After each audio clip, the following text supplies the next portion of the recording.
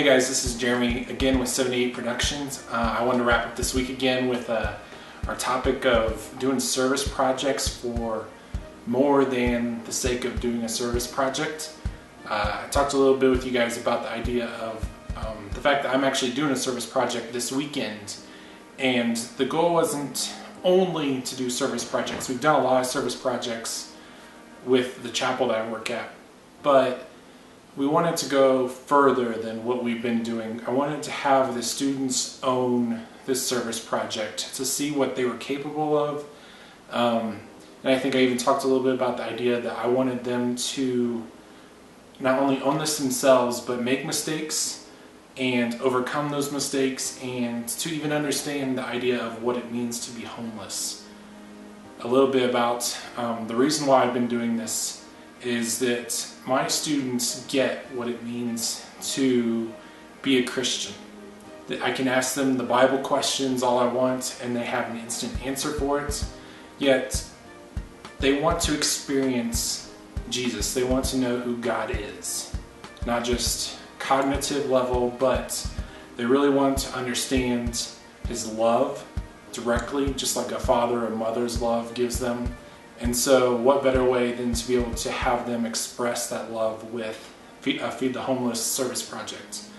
So we've been talking a lot about how to set up service project, how to let the students own it, but one thing I didn't necessarily address yet was that this is all prep work. This is all logistics. This is all trying to inspire other teenagers, other adults to come along with them.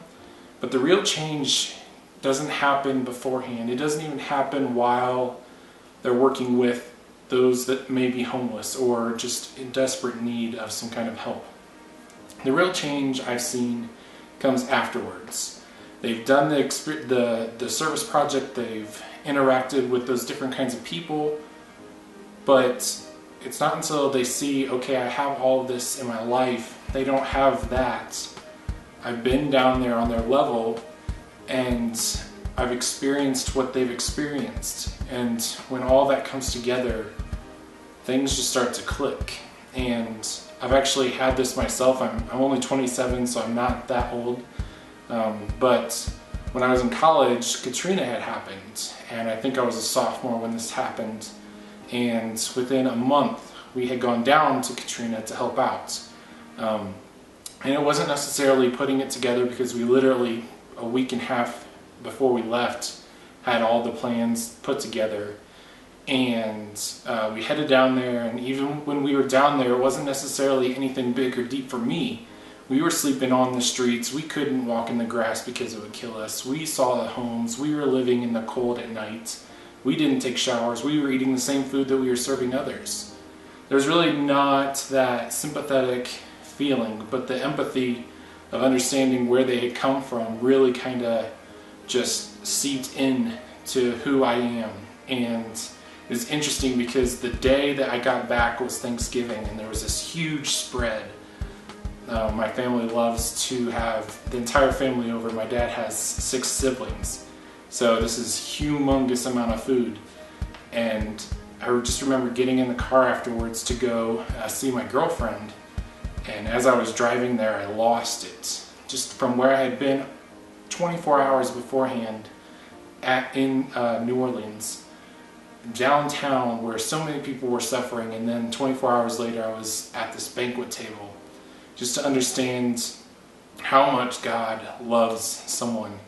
The experience that came out of that is really what I hope inspires my teenagers, not only to change their hearts right now, but maybe to actually inspire them to do more with their lives.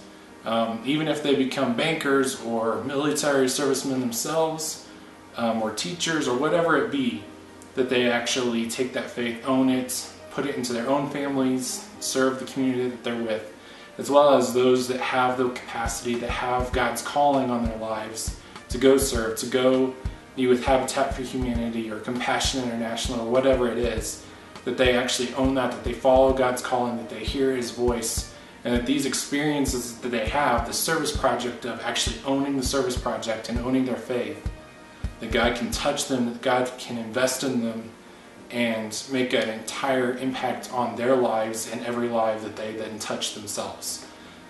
So hopefully that gives you an understanding where I'm coming from. There's a lot of emotions going on as we get ready to do this. But I'd like to hear how you guys empower your own students. How do you get them to own their faith so that it goes beyond just reading the Bible or saying words as a prayer, but actually experiencing who Jesus is?